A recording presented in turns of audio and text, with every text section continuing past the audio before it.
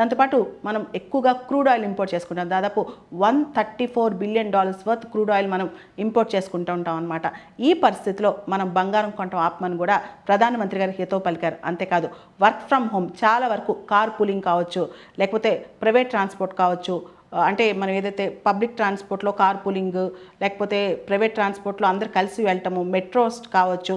అంతేకాదు ఢిల్లీలో ప్రభుత్వ ఉద్యోగులకు కూడా గవర్నమెంట్ బస్సెస్ పెట్టేశారనమాట. ఇలా చాలా చర్యలు తీసుకుంటున్నారు. దాంతోపాటు ప్రధానమంత్రి తన సొంత కాన్వాయ్ని కూడా తగ్గించేసుకున్నారు.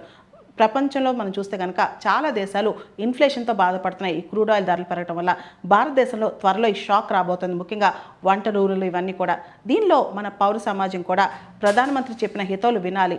ముఖ్యంగా మనం కార్ పూలింగ్ కావచ్చు, పబ్లిక్ ట్రాన్స్పోర్ట్ వాడుకోవడం కావచ్చు, దాంతోపాటు మనం ప్రత్యేకంగా వర్క్ ఫ్రమ్ హోమ్ గురించి కావచ్చు, ఇవన్నీ కూడా ఆయన ఎందుకు చెప్పారో ఒక్కసారి ఆలోచించాలి.